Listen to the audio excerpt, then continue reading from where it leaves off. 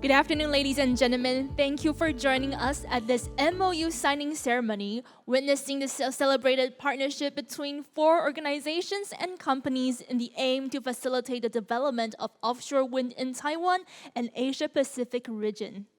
This partnership will be mainly focused on expanding expertise knowledge, exchange of valuable experiences, as well as cultivating talents on offshore wind farm, construction engineering, operation, and maintenance.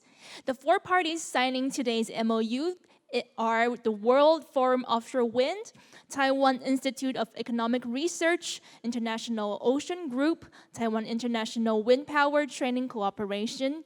And now, if I may kindly invite the following guests to the stage and place your organization badge onto the MOU board to symbolize the confirmation of this MOU signing ceremony. Firstly, I'd like to welcome the Managing Director of the World Forum Offshore Wind, Mr. Gunnar Herzig. Welcome. WFO is an international non-profit organization committed to promoting the development of the offshore wind industry on a global scale. Through collaboration, innovation, and advocacy, WFO is dedicated to advancing the offshore wind industry, ultimately contributing to a more sustainable and renewable energy future. Thank you. And next, I'd like to welcome the Vice President of Taiwan Institute of Economic Research, Dr. Cheng To Zuo. The Taiwan Institute of Economic Research, established in September 1976 as the first private independent think tank in Taiwan. The main purpose of this institute is to actively engage in research on domestic and foreign macroeconomics and industrial economics in order to provide consultations to the government and enterprises to promote Taiwan's economic development. And next, please welcome Chief Operating Officer of International Ocean Group, Mr. Ethan Wang. International Ocean Group is Taiwan's leading offshore wind brand, including IOV-TEC, Seawind Taiwan, Taiwan International Wind Power Training Cooperation, Fubro, IOV-TEC, and IOG Shipyard, providing offshore wind integration engineering services from site selection campaign, construction support to operation and maintenance services. Finally, but not least, please join me in welcoming General Manager of Taiwan International Wind Power Training Cooperation, Mr. Vincent Tsai. TIWTC is the first GWO-certified training institution in Taiwan. It is jointly established by the Taiwan International Port Corporation, Taipower, Seawind Taiwan, China Steel Corporation, CSBC Corporation, and Sonera Renewable Energy. It provides BTT, BST, and other operational safety training. Wonderful, and I'd like to invite 4 of you to please step forward and then jointly hold our MOU board together to commemorate this wonderful moment. All right, gentlemen, please look forward at our camera. So we have a few friends taking their picture with their phone, and then one more with our official camera. 1, 2, 3. And if you have a spare hand, could you also give us a thumb up? Okay, wonderful. Let's have a second picture. 1, 2, 3, smile.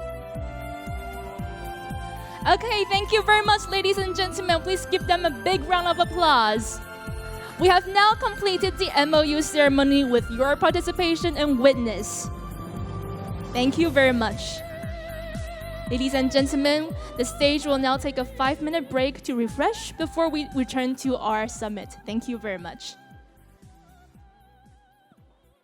Good afternoon, ladies and gentlemen. Thank you and welcome back to the WFO Asia Pacific Summit 2023. This afternoon, we will be talking about offshore wind finance in Asia Pacific. Please join me in welcoming our first speaker for the afternoon, Director of New Energy Business Services, PwC, Mr. Ethan Tsai. Please welcome.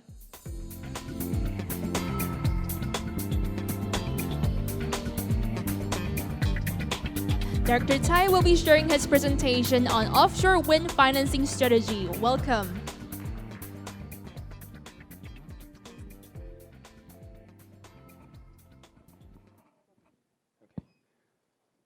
Hi, good afternoon, everyone. Thanks, WFO, for hosting this fantastic summit, and thanks for Gunnar and David's invitation. It's really nice to be here and to see all friends. And also, it is also my privilege to share some ideas regarding to offshore wind financing.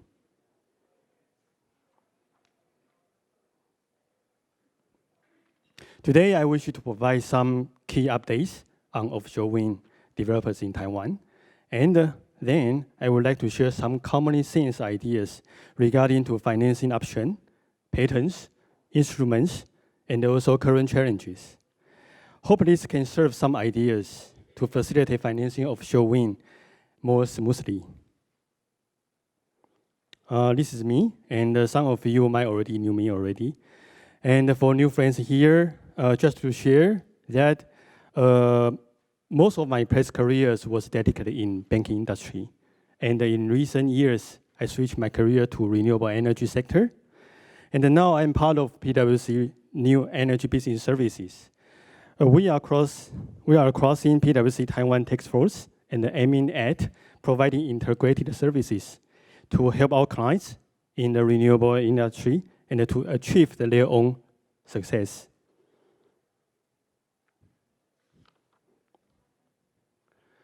For this agenda, I wish to refresh everyone's memory regarding to sharing the key framework of Taiwan's latest net zero goal and the offshore wind development's evolution and the outcome today. After many other countries already announced their net zero goals in 2021, Taiwan also disclosed its target at 2050 to reach the net zero. Furthermore, in last year, the government officially released Taiwan's pathway to net zero emissions in 2050. As one of the four strategies to reach the net zero, energy transition strategy stipulated 3 aspects. Among the 3 aspects, the measures to maximize renewable energy, to deploy more electricity grid, and to increase the renewable industry ecosystem, and to promote renewable energy investment, all directly encourage and accelerate offshore wind sector development in Taiwan. Overall speaking, Taiwan's renewable energy is expected to be more than 60% in 2050. That will lead to a goal of 40 to 55 gigawatt capacity for offshore wind. That also shows that other than the current scheduled 21 gigawatt development until 2035, there will be up to 34 gigawatt to be built up between 2036 to 2050. Believe such regulatory commitment is definitely a good news to each of you in the offshore wind industry. Let's look at and recap Taiwan's offshore wind development. It has been progressed by 3 rounds since 2013. For the first round of demonstration programs, it was 237 megawatt in total, supported by feed-in tariff. 2 offshore wind farms that are Formosa 1 and the Taipower 1 was successfully completed and reached the COD in 2019 and 2021 respectively. Then it comes to the round 2. With the success in round 1, Taiwanese government released a total capacity of 5.5 gigawatt as a zone application scheme. 70% of the 5.5 gigawatt was supported by attractive feed-in tariff. And the remaining 30% of the total capacity was offered by auction. As this was a pioneer plan among Asia countries at that time, many top-tier global players and some Taiwanese conglomerate joined the application. Now we are in the ongoing process of a total 15 gigawatt round 3 zone development via bidding process. The bidding result of round 3.1 has been finalized in beginning of this year. Taiwanese government plans to conduct the tender for round 3.2 by end of this year. In the meantime, Taiwanese government also released a draft guidance on floating demonstration project. The projects are planned to be supported by feed-in tariff as well, with the total capacity up to 200 megawatt for 2028 COD. The rule is still under finalization by the government. The tender is now expected to be conducted by end of this year as well. This slide just to summarize the award capacity from the very beginning, round 1, to the current round 3.1. I do believe that all of you in the sector are much more familiar with that than me. So I do believe that nowadays, we are all looking forward to two significant milestones. The first one is that all the round 2 projects to be successfully completed, the construction and reach the COD in this and the following years by 2025 or 2026. The second milestone we are looking for is the result of signing the grid contract of round 3.1 for the 7 owned projects by end of next month. When Taiwan offshore wind sectors has been developing for more than 10 years, ahead of other countries in Asia, we believe that the associated financing practice and the challenges could be a valuable reference to the coming projects not only in Taiwan, but also in other APEC countries. Let's discuss a little bit first regarding to the fundraising resources, and then look at the debt financing part later on. Within the 4 typical life cycle stages of the offshore wind farm development, there are development, construction, operation, and the decommission. There are 6 funding instruments contributing to each different stages. First of all is equity. Equity mainly covers the development and the construction stage. Sponsors normally would prefer using 100% equity during the early development stage for supporting DevEx, while deploying financial gearing strategy for CapEx later on. When in the period of development, some shareholder loan instead of equity might be considered due to higher flexibility in view of operational efficiency. Meanwhile, short-term bank line could be arranged as a backup liquidity for urgent DevEx payment when equity or shareholder loan delays in place. Now we're going to mid and long-term debt financing. Mid-long-term debt financing is mainly to cope with the significant funding requirement. When approaching the construction stage, preparation work such as dialogue with lenders, arrangement of roadshow, and the market testing should be kicked off in due course to ensure a positive final investment decision and the financial close. In later stage, revenue generation is one of the main resources to organically serve expense of the operation and the decommission stages. Additionally, from sponsor's point of view, diversely injected equity will support recycling their capital to help on remaining equity commitment. Offshore wind mid-long-term debt financing in Taiwan. In past years, since 2016 until now, there were 10 significant mid-long-term financing deals to support 6 offshore wind projects in Taiwan. In terms of deal numbers, only 2 of the 10 were corporate loan financing. They were Formosa 1, Phase 1 term loan, and Oyster Green Revolving Credit Facility. Another 2 were Oyster's 2 green bond deals. The other 6 deals were all completed by project finance. Project finance not only dominated the market as the main financing structure, but also represented 86%, the majority portions of the total financing amount. When we also consider the ongoing high loan project finance, which plans to finance 130 billion to 150 billion Taiwan dollar. Offshore wind projects in Taiwan indeed tremendously rely on project finance to support funding needs. Corporate loan and the corporate bonds were hardly deployed in the past. Capital market as alternatives. When the recent offshore wind projects financed in Taiwan encounters some headwinds, to use balance sheet support to finance the project should be considered more. Also, funding from the capital market could be treated as an important financing alternative to support coming projects. Since 2016, Taiwanese government further deregulated the renewable energy sector. We can see the green bond market keeps growing. The accumulative issuance amount were going up, no matter the issuers were financial institutions or corporates, meaning that the market appetite on green bonds continue existing. The green bond market indeed supports financial institutions to obtain liquidity from the market and then to lend to green projects, including offshore wind farm projects, of course.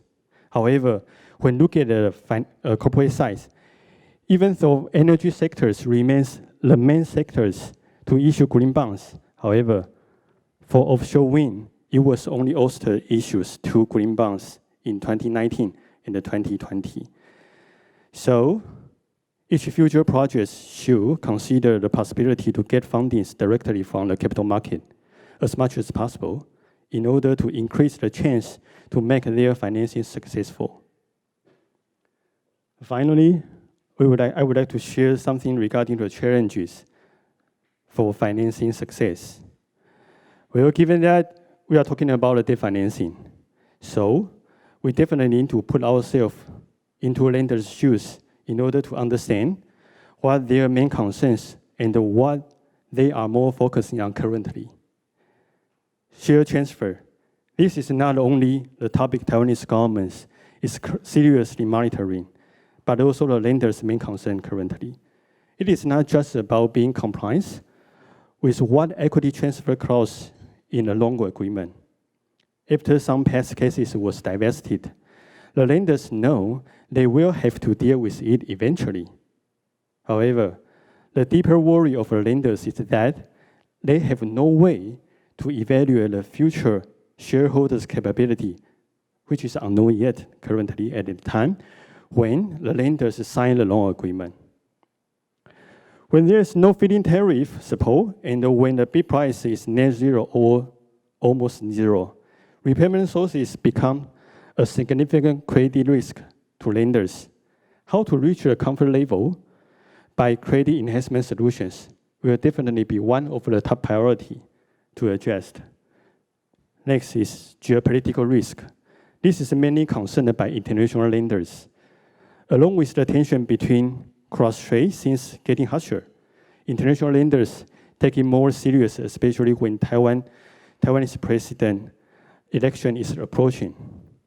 As international lenders are the important liquidity providers to Taiwanese offshore wind farm projects, if there are some liquidity pull out due to their geopolitical risk concern, that could be a significant impact on financing, which has been seen in some recent cases, unfortunately. When sponsors' capability and the background track record are already important parts for the credit evaluation, lenders are now evaluating sponsors in more detailed ways, especially in view of their commitment in the territory or in the region, and their global business strategy, as well as their resources allocation plan around the world. ECA availability, EPCI strategy, insurance arrangement, and the regulation framework are still the main risk evaluation items and remain important to the lenders. In order to address these challenges and to provide lenders with risk mitigants, we suggest developers could consider to start arranging credit enhancements on CPPA, ECA, as well as insurance as early as possible. Secondly, to deliver more project plan and the project management capability, as well as to have deeper support from the third-party consultants or advisors will be also very helpful. Third, lenders don't like surprise, so transparency of the future divestment plan with consistent execution will be welcomed by lenders, not only for your next project, but also for your following other projects. Finally, to present the capability of securing the proven construction and the O&M resources is for sure to provide the essential comfort to the lenders to support your projects in the future. Hope the above sharing could serve some insight and help on your financing success for your projects. Thank you very much. Thank you. Thank you very much, Director Tsai, for your sharing. Please return to your seat. And next, we'd like to welcome Projects Director of CPPA and Market Access for Asia Pacific at EDFR, Mr. Benoit Buisson, for his speech. And he will be presenting his speech titled, Facilitate Investments Through Corporate PPAs. Please welcome.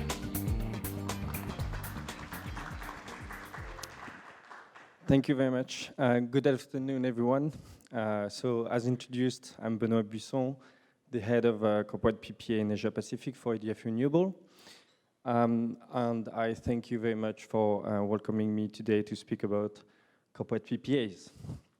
So first, let me introduce a little bit about EDF Renewables. You already seen this slide yesterday. So EDF International is developing, building, and operating renewable power generation. What you need to see, and it's not on that slide, the corporate PPA that EDF has been developing around the world is already about 6 gigawatts. Those less and less subsidies are provided by government today. So we wanted to speak a little bit more about the global energy transition. Sorry about, I'm a little bit sick, so sorry about this. So on one side, you have developers need to find a new route to market to develop bigger and bigger projects offshore. On the other side, there is a growing need for companies to decarbonize their consumption. Small and mid-sized companies are the backbone of the community and economies around the world. They make around 90% of business globally and contribute to 50% of global GDP.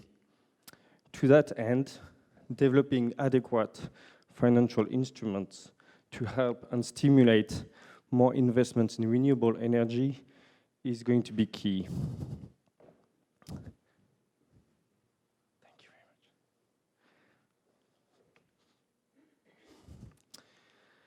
So corporate PPA has experienced a significant growth in the region, but let me first introduce briefly its principle.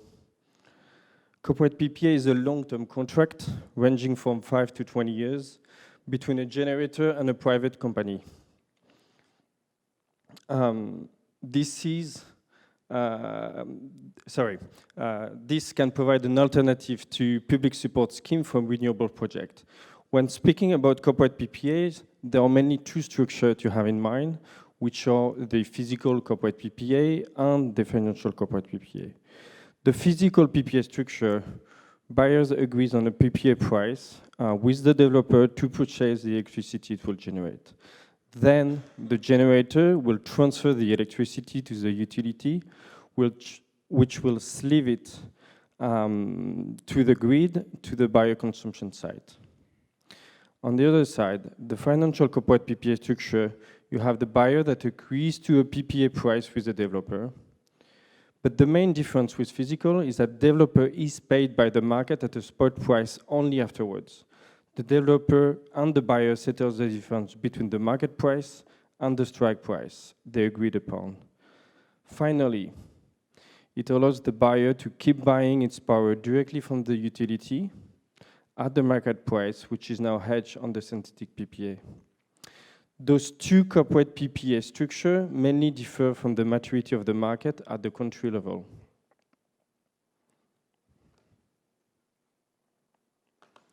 Which brings me to a comparison to the market regulatory development in Asia Pacific. On the horizontal axis constitute the wholesale market development stage, where lower market involvements would be on the left side, and a higher market development with liquid spot and forward market will be on the right-hand side. The vertical axis represents the stage of regulatory prices on the lower part versus liberalized retail power prices on the upper level. On the top right level, you can see Australia. Australia is one of the most advanced deregulated markets in the region in Asia Pacific, a country that has already seen a significant number of corporate PPAs. At the lower level, you can see Taiwan. It has until now no developed wholesale market and with regulated retail prices, which does not mean corporate PPAs is not possible. We have seen this happening, obviously, but it brings additional challenges. In between and at different stage of development, you can see other Asia-Pacific countries like India that implemented recently some green electricity trading schemes.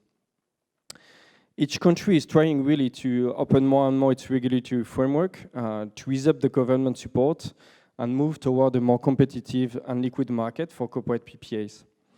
And this is going to really play a key role for the greenfield renewable projects. Next, I wanted to highlight a little bit the benefits of corporate PPAs on both sides for the buyer and for the developers.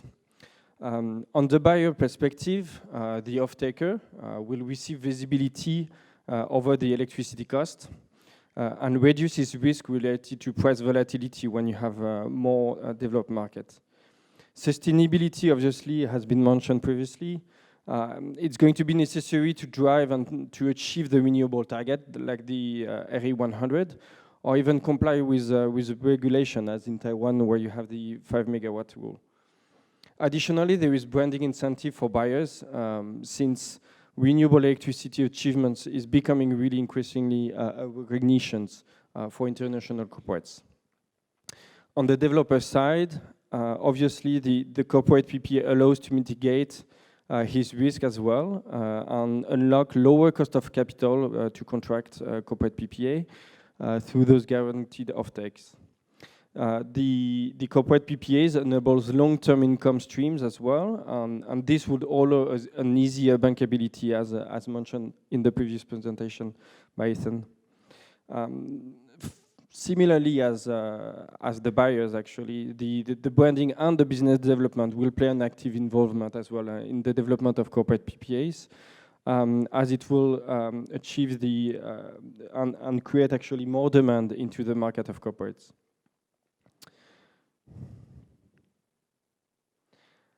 When we speak about benefits, we already also see the barriers, and the main question is what are those barriers, and is there a credible demand actually to have these PPAs signed by corporates? So, on the two sides, you have the market and the regulation barriers, and they both act as slowing penetration of those corporates. On the one side, you have the lower market, the lower wholesale market development, as mentioned previously, in some countries, and on the other side, the regulations and the complexity of the negotiations that will actually limit the demand for smaller corporations. But I wanted to focus in the middle a little bit. First, the desired PPA side and the long-dated forward start, which actually act as a barrier for offshore wind projects, given the volume and the development time frame. And the creditworthiness is also a major barrier across most sectors, particularly in heavy industries and manufacturing. In less developed economies where actually many organizations have appropriate energy footprint for PPAs, but they are not rated by any major credit agencies. So if we look a little bit deeper into those two major barriers, first, we know that offshore wind assets take longer to build than either onshore wind or solar PV. As a result, when you have corporates with business cycle of 3 to 5 years, they are really less prepared to be able to sign a PPA that will take 4 years to come online. And only global multinationals are going to have to be able to be willing to wait that long. But time is not only the hurdle. You have also offshore wind assets that an order of magnitude larger in scale, and they require either exceptionally large off-takers or a large number of PPAs. As far as creditworthiness is concerned, as you can see on the right side, banks providing project debt require PPAs to be signed with investment-grade counterparties only in order for the revenue streams to be associated with the PPA to be considered secure. So far, only 30% of the 122 Asia-Pacific companies that are members of the RE 100 have signed corporate PPAs. It means that there is still a long way to go and plenty of room to grow. Following up those barriers and drivers, I wanted to highlight two main financial instruments that could facilitate a little bit the transactions of corporate PPAs.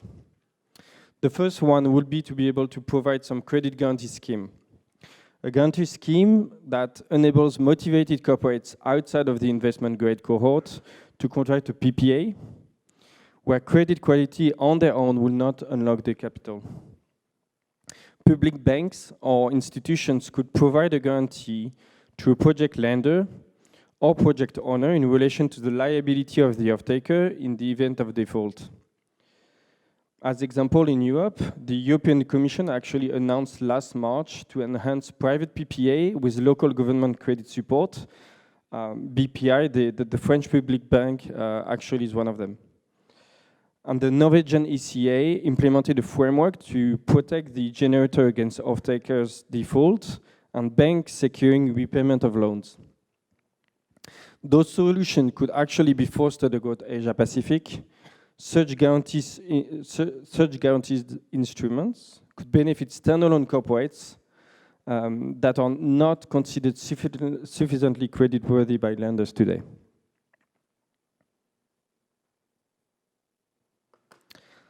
The second financial instrument has also been introduced recently by in Europe, actually this one by the European Investment Bank. Recently to use mezzanine debt against uncorporated or partially corporated assets. On the final investment decision, while you will still have some senior debt on the contracted volume, this type of construction loans plus mezzanine financing linked to PPAs could facilitate the transactions, in particular for offshore wind, where you have project financing that is commonly used. Indeed, when you look on the right side of the slide, you see the level of financing in Asia Pacific, which is going all the way to 80%.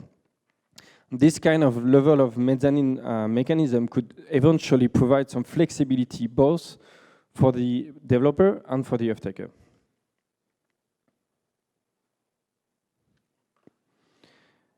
To conclude, as of today, the corporate PPA market has been primarily addressed by large international corporations. On the path to net zero, it would be really important to have the appropriate instruments to address to a wider range of companies that have high emission impact. A successful diversification of the credit risk will probably require eventually the developer to also partner over time with some intermediaries through some innovative solutions. Those frameworks are already emerging in the market. It could take some form of aggregated PPA where a group of corporate buyers form a consortium to achieve similar goals, aggregating their energy offtake to benefit from economies of scales, optimizing energy pricing, and mitigating volatility risk. A second option would bring a joint PPA that involves having an anchor, like a multinational company, to aggregate an offtake deal with the developer, then allocate a portion of the purchase to smaller companies. And to that note, really, I look forward to future corporate PPA development in Asia Pacific, and I thank you very much. Thank you very much, Director Brisson, for your presentation. And next, I'd like to invite Associate Director of ERM, Mr. Qingwen Huang, to talk about key issues for offshore wind investment.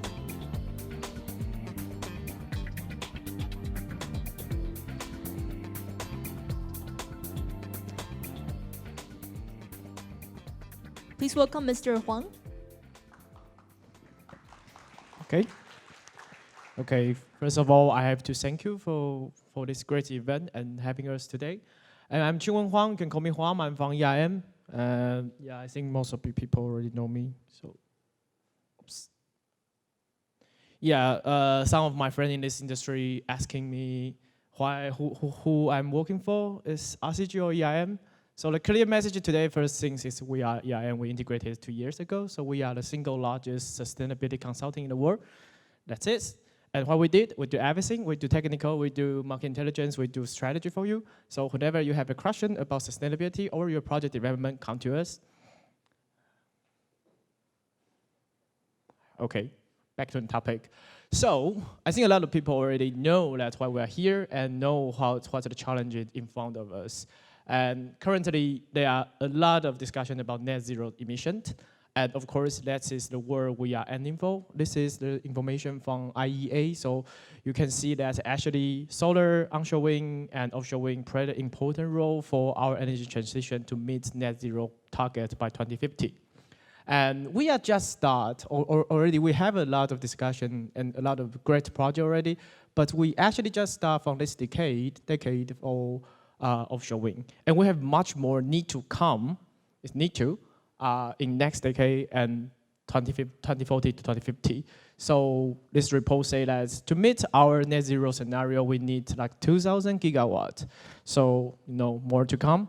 And regarding those of the target, those of investment need, we actually need tenfold of investment in the future by 2050. And most of them, the demand in Asia. So that's more than 10.9, more than 10 trillion dollars needed for our investment. So that's this great opportunity for everyone to join this renewable community. So, okay, back to offshore wind. The first thing I want to talk about, my topic is like key issue. And the most fundamental things I will want to remind you is about market. So you think about the portfolio, your company's portfolio. You have, okay, let's say we have 2,000 gigawatt offshore wind needed to be developed by 2050. How much you want to take in your company, in your portfolio? Let's say maybe 10 gigawatt or 100 gigawatt. These 2 days, I heard a lot of developers demonstrate that they are the largest developer in the world.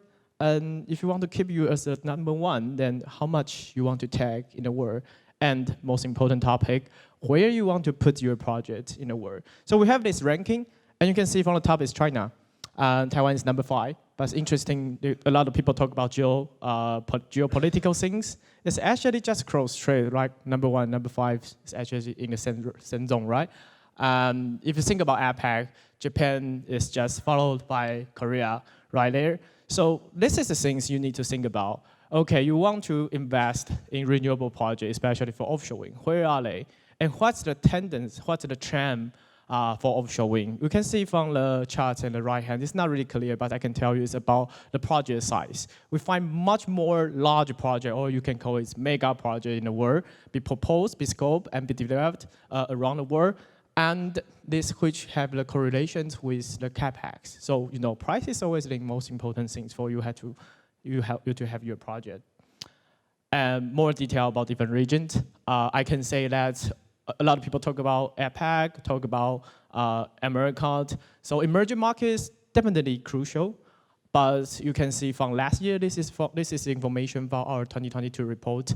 Last year is actually the mature market that's talked about Europe. They also have great progress last year. But even there's no projects meet financial close last year, but you can see the market is still developing itself, and everything is still happening, and it's really exciting. So we can say that, of course, the Ukrainian war, the Russia war, however you call it, it's really bringing impact to everyone, and it's some of the positive, some of the negative. But for offshore wind, that the people pay attention to, and then you need to think about which market really bring the benefit for you. And the next, down to Taiwan. So you can think about Taiwan. We have all the project here. And recently, the government is celebrating the Formosa 2 fully commissioned. Such a great achievement, right? But if you look into the timeline of their development, we counted from their EIA. So it's actually take more than 3,000 days for them to have their EIA to formally commission. And if you think about like 200 turbines installed in Taiwan, it's actually Taiwan set out to start our offshore wind policy more than close to 4,000 days. So, you know, the things not be done in 1 day. All the projects need time. And during this time, of course, there are a lot of challenges happened. And so let's talk about what happened. Before I go into the detail, really to like what's the key issue for the project development, I want to have this chart. It's just an idea to sharing with you.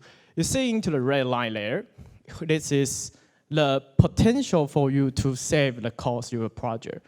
So in the beginning, everything is just the idea about your concept, about your plan for your project. So everything could be possible. So if you do the really proper feasibility study, which means you get a great potential to save your project cost in the beginning. But when it's going to the operational phase, actually, you got nothing to do your project, right? Like that's turbine already installed there and every contract already signed. And so what else can you do? But if you look into the green line there, let's represent the uncertainty of your cost. So when you're heading to the more end of your project lifetime, the potential for you to your saving is actually much lower. So the thing I want to demonstrate here is you talk about your investment, you talk about what's the opportunity you want to seek. And that's the important thing. You need to make a really proper study for all opportunity, because if you do the right thing in the beginning, which means you will get much better return in the end. And so I talk about the phases, or talk about the time. We can easily say that there are like 5 phases of your project about offshore wind. So from the scoping, development, construction, and operation into decommission. At every stage, they have different challenges. Let's start from the beginning, talk about the scoping phase. What are we afraid of? We're afraid of our project is not a real project. I believe some of you here know, like in Taiwan, we have site application recordation process, which you need to go through the sensitivity review by the authority, and that you have a mega project in the beginning, and after the